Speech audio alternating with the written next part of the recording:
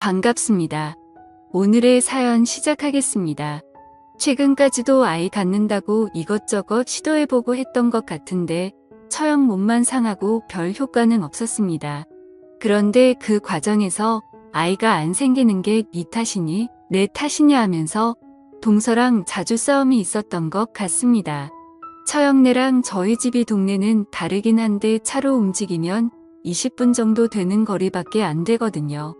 그래서 처형이 동서랑 싸우면 저희 집에 와서 머물다 가고 그랬습니다. 저희도 아들 둘이 어려서 애 엄마가 엄청 고생이거든요. 그래서 울고불고 질질 짜고 있는 처형을 달래주는 몫은 항상 제 역할이었습니다. 아내도 술을 좋아하긴 하는데 둘째 때문에 술도 못 마시고 하니 결국 처형 술 한 잔 주면서 달래주는 일은 항상 저의 몫이나 마찬가지였습니다. 처음에야 사정이 딱하긴 했는데 솔직히 저도 회사 일 마치고 오면 온몸이 천근만근이었는데 억지로 처형 술상대까지 해줘야 되는 상황이 좋지만은 않았습니다. 그런데 처형 넋들이 들어주면서 몰랐던 사실을 알게 되었는데 동서가 제정신처럼 보이지는 않더라고요. 나이는 이 집안 식구들 중에서 제일 어린데 성격이 아주 보통이 아닌 것 같았습니다. 다혈질이라서 욱하는 성질이 있어서 돌발 행동도 많이 하고 젊은 시절에 어디서 좀 놀았는지 입도 걸걸해서 한번 핀또가 나가면 그게 집 밖이 되었든 누가 되었든 간에 가리지 않는다고요. 그러니 행복하자고 결혼한 처형이 5년 가까운 결혼 생활하면서 얼마나 고생을 했을지 이해가 가더군요. 그래서 그 이후부터는 귀찮아하지 않고 처형이 또 무슨 일이 되었든 우리 집으로 피신을 오게 되면 저도 눈치 주지 않고 잘해줬습니다. 차라리 이혼하라고 조언까지 해주기까지 했습니다. 그래봐야 처형도 똑같이 30대 초중반인데 요즘 갔다 온 거 가지고 뭐라 하는 사람도 없고 처형은 아이도 없지 않냐고요. 참아가며 사느니 차라리 한 살이라도 젊을 때 새 사람 만나서 새 출발하는 게 어떻겠냐 했지요. 처형은 못할 소리 하지 말라면서 아무리 그래도 어떻게 이혼을 하느냐 세상이 바뀌었다고 해도 사람들이 색안경 끼고 보는 거 똑같다고 하면서 주저하는 모습이었습니다.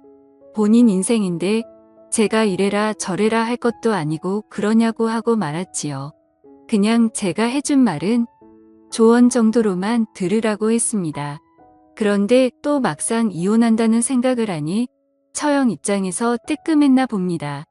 그 뒤로부터는 한동안 싸움이 없던 건지 저희 집에 울면서 찾아오는 일이 거의 없었거든요. 좋은 게 좋은 거라고 어쨌든 둘이 사이가 좋아진 거면 잘 된 거지 하고 말았습니다. 그리고 나서 얼마 뒤에 좋은 소식이 들려오더라고요. 드디어 처형이 아이를 가지게 된 겁니다. 그것도 그런 게 저희는 결혼도 더 늦게 했는데 아이가 둘이었는데 처형은 아무 소식은 없었으니 얼마나 오랜 기다림이었겠습니까. 이제 애도 생기고 하면 동서도 처형한테 함부로 대하지 못하겠지 싶었고 축하해준다고 저희가 비싼 밥도 한턱 거하게 쓰고 축하해주고 그랬습니다. 그런데 그렇게 축하해주고 나서 얼마 지나지 않아서 처형 아이가 잘못되었다는 안타까운 소식을 듣게 되었습니다. 입원한 처형 보러 간다고 부랴부랴 찾아갔죠. 아내가 애들 시댁에 맡기고 온다고 부랴부랴 먼저 차를 끌고 나갔고 저도 회사에서 곧바로 처형 입원한 병원으로 향했습니다. 병원에 가니까 장모님하고 처형이 이렇게 둘만 있더군요. 제가 도착하고 나서야 잠깐 바람 좀 쐬러 장모님이 자리를 비우셨는데 어떻게 해야 할지 모르겠어서 처형한테 무슨 말을 해야 할지 모르겠다고 옆에서 위로의 말을 건네니 처형이 갑자기 저를 와락 끌어안고는 펑펑 울기 시작했습니다.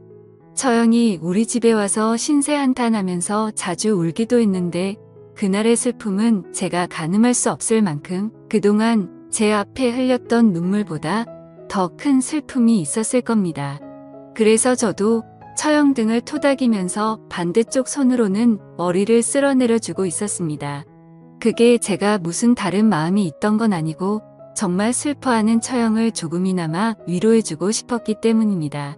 그러고 있는 나중에 동서가 병실문 벌컥 열고 들어왔습니다. 처형이 제 품에 안겨 있었긴 했지만 당황스럽지는 않았습니다. 애초에 그 상황에서 제가 처형에게 무슨 흑심을 품고 그러고 있던 게 아니었으니 말이죠. 그런데 동서는 저한테 두 사람이 지금 뭐 하는 거냐면서 난리법석을 떨더군요. 손이 동서다 보니 제가 나이가 어린데 저한테 큰 소리 치는 거? 그런 거 평소에는 신경도 안 쓰고 그냥 넘어가는 편인데 아주 기세가 등등해서 저랑 처형을 아주 이상한 놈 취급을 하고 있더라고요. 저야 둘째 치더라도 지금 지 와이프가 애 떨어져서 병원에 입원한 상황인데 꼭 저딴 식으로 생각을 해야 했나 싶고 어이가 없어서 정신 좀 똑바로 차리고 살라고 한마디 해줬고 결국엔 둘이 싸움으로 번지게 되었습니다. 상황은 늦게 도착한 와이프가 장모님하고 같이 다시 병실로 들어오면서 일단락되기는 했는데 남편이라는 놈이 저래도 되나 싶을 정도로 어이가 없더군요. 아무튼 그 일이 있던 후부터 처형은 더욱더 저희 집에 자주 찾아오기 시작했습니다. 그동안은 그래도 뜸하게 찾아왔는데 이제는 틈만 나면 찾아오는 것 같더라고요. 둘이 사이도 안 좋아져서 그 뒤로 거의 집에서 말도 안 하고 그런다면서요. 거의 이틀 3일에 한 번꼴로 찾아오고 그게 나중 가니까 아예 자고 가기 시작하고 자고 갈 때는 재울 곳이 머뜩찮아서 제가 거실 소파에 이불 피고 자고 방에서 아내랑 둘이 자기 양보를 해줬거든요.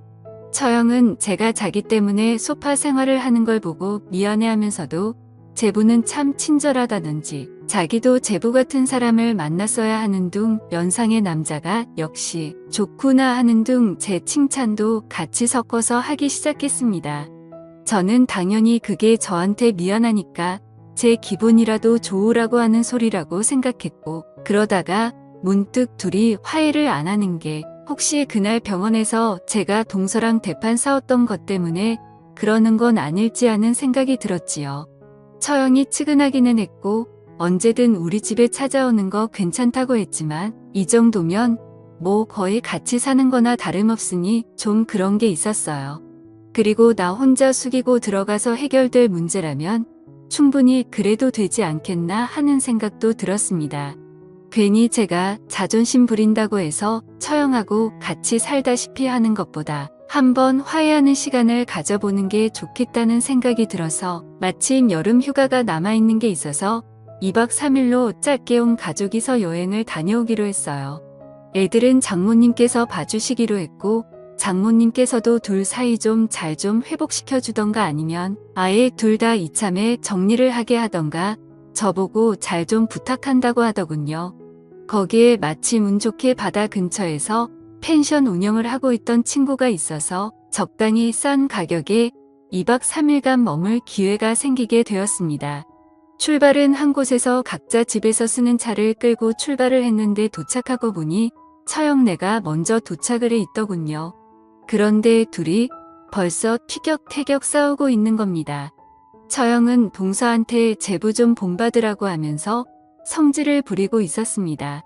저는 그냥 천천히 운전하면서 아내랑 휴게소도 들리고 화장실도 다녀오고 하면서 천천히 움직였는데 처형네는 그런 거 상관없이 일단 직진만 해서 일찍 도착한 것 같더라고.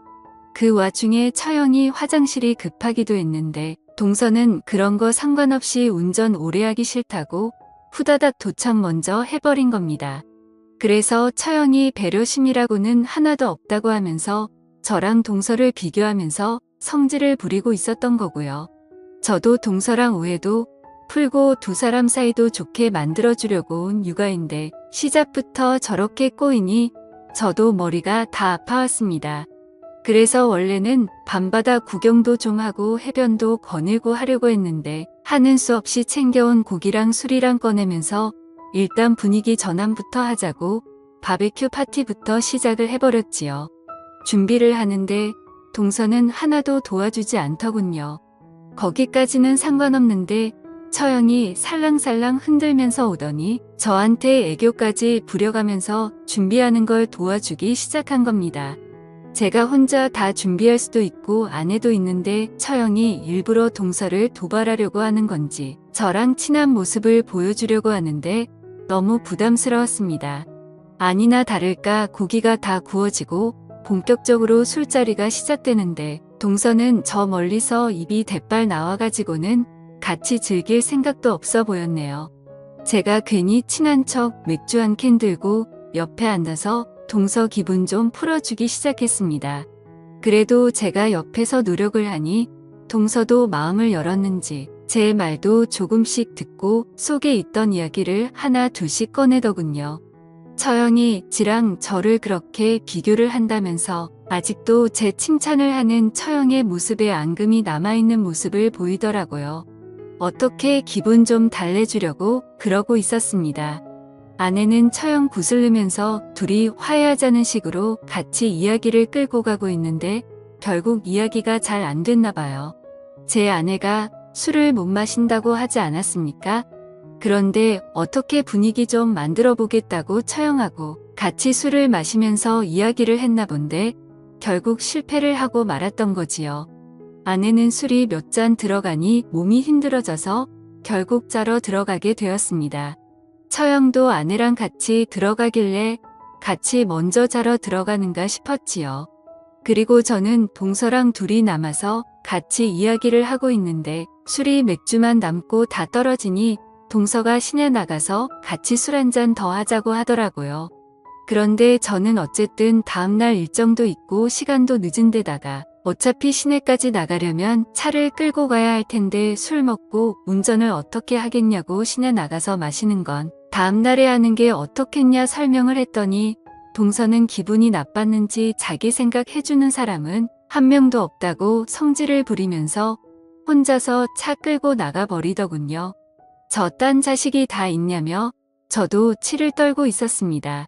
결국 밥 먹고 술 먹은 자리 뒷정리는 저 혼자 하게 되었는데 뒷정리를 하고 있으니까 잠든 줄로만 알았던 처형이 숙소에서 밖으로 나오더라고요. 그 사람은 어디 갔냐고 물어보길래 혼자 더 마시고 싶었는지 차 끌고 나갔다고 말했습니다. 처형은 그럴 줄 알았다면서 자포자기한 표정을 짓고 있었어요. 그래도 뒷정리 도와주는 사람이 하나 있으니 생각보다 일찍 정리가 되더라고요. 조금 피곤하기도 해서 저도 이만 들어가서 자려고 하는데 처형이 자기가 잠이 잘 안 온다면서 맥주 남은 거나 같이 좀 마시자고 하더라고요. 처형과 원래 술을 자주 마시기도 했기에 별로 불편할 게 없어서 그러자고 했는데 처형이 맥주를 한 캔씩 원샷을 하는 모습이 취하려고 일부러 저러는 건가 싶은 생각이 들었습니다. 아니나 다를까 술 기운이 확 올라와 있는 처형이 어지럽다면서 잠깐 기대서 쉬고 싶다면서 제 옆으로 와서 제 어깨에 머리를 기대는 거 아니겠습니까? 아무리 술을 잘 못 마셔서 먼저 취해 잠에 들었다지만 아내가 바로 코앞에 있는 숙소에 잠들어 있는데 이 광경은 아무리 아내라도 썩 좋아할 만한 장면은 아니었습니다. 처형이 거의 몸을 베베 꼬아서 저에게 안긴 듯 안기지 않은 듯 몸을 비틀어 저한테 기대고 있었거든요. 당연히 술 마시러 나간 동서가 돌아와서 이 광경을 본다면 이번에는 오해라고 설명할 만한 모습은 아니었습니다. 그래서 부담스러워서 처형한테 너무 가깝지 않느냐고 눈치를 줬지만 처형은 이미 그런 건 상관없이 저한테는 안돼없이 자기 마음을 고백해오더군요. 전에 했던 말처럼 제부 같은 사람을 만났어야 했다. 제부는 참 다정하다 하면서 전에 자기한테 이혼하라고 하지 않았느냐고 멀쩡한 여자 이웃녀 만들었으면 그에 따른 책임을 져야 하지 않겠냐면서 제 말대로 자기가 이혼할 테니 앞으로 자기를 책임지라는 겁니다. 이혼하라고 말한 게 왜 책임을 져야 하는 거냐 물으니 자기가 이혼녀가 되었다가 다시 결혼 못하게 되면 아직 한참 된 아이인데 괜히 저 때문에 독수 공방하게 되는 거 아니겠냐고 하더군요. 그러니 제 말대로 이혼을 하겠으니 자기가 외롭고 힘들 때는 제가 언제든지 그 모자란 걸 채워줘야 한다는 겁니다. 그러면서 계속 제 쪽으로 몸을 틀어버리면서 자기 볼따구를 제 얼굴에다가 가까이 가져다 붙이려고 하더라고요. 조금 상황이 심각하다 싶었지만 잘해보려고 온 휴가인데 상황만 악화되고 얼마나 속이 상하면 저럴까 싶기도 하고 그래서 그냥 처형이 하고 싶은 대로 하게 내버려뒀습니다. 다행히 아내는 깊게 잠이 든 것인지 깨지 않았고 동서는 아예 휴가가 끝나는 날까지 들어오지 않았습니다. 알고 보니 그때 기분 나쁘다고 시내에 나가서는 그냥 그 길로 차 끌고 집으로 돌아가 버렸더군요. 처형은 이제 도저히 안 되겠다고 이혼하겠다고 하는데 솔직히 그때부터는 저도 걱정이 되기 시작했습니다.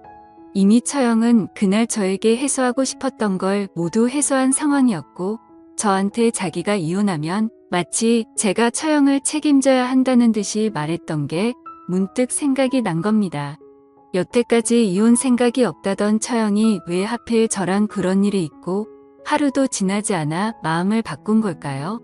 안 봐도 무슨 상황인지 뻔히 짐작이 되더군요. 이러다가 정말 저는 처형이 필요할 때마다 따라 나가서 풀어주는 놀이개가 되게 생겨버린 겁니다.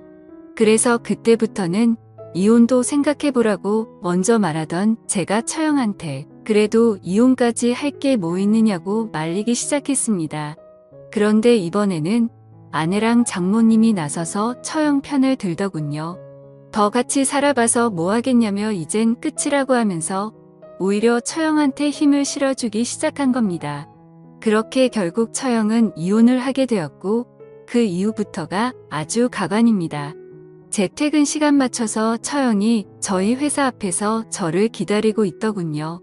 자신의 동생, 즉 그러니까 제 아내한테 전화해서 야근이 있다고 하던 무슨 이유를 대던지 하라면서 오늘 저녁에는 집에 들어가지 말라며 자기랑 같이 시간을 보내자는 겁니다. 처형한테 이건 아니지 않냐고 몇 번은 설득을 해봤지만 도무지 말이 통하지 않더군요. 그래서 같이 좀 시간을 보내자던 처형을 뿌리치고 저는 그냥 집으로 들어갔습니다. 그런데 집에 돌아오니 아내가 말도 안 되는 소리를 하는 겁니다. 어떻게 자기 언니의 부탁을 거절할 수가 있냐고 하면서 말이죠. 처형이 이혼을 하더니 제정신인가 싶었습니다. 저희 회사까지 찾아와 같이 시간 보내자고 부탁한 걸 거절한 이야기를 다른 사람도 아니고 제 아내한테까지 했으니 말이지요. 그런데 아내의 이어진 반응을 보니 아내도 제정신인가 싶더군요. 아내는 당장에 다시 처형한테 돌아가서 처형이 하고 싶은 대로 하게 두라는 겁니다. 심지어 그날 휴가지에서 밖에서 제가 처형과 뭘 하고 있었는지 아내는 그 장면을 전부 다 지켜봤다고 하더군요. 심지어 동서도 그날 돌아오는 길에 처형과 제가 그러고 있는 걸 보고 이혼을 결심했다고 하는 겁니다. 결과적으로 이혼이 처형이 원해서 한 것도 있지만 그날 저랑 있었던 일 때문에 동서가 이혼을 결심한 것이라 하더군요. 언니 인생을 그렇게 만들어 놓고 도망치는 건 사람이 할 짓이 아니라면서 저보고 처형을 끝까지 책임을 지라는 겁니다.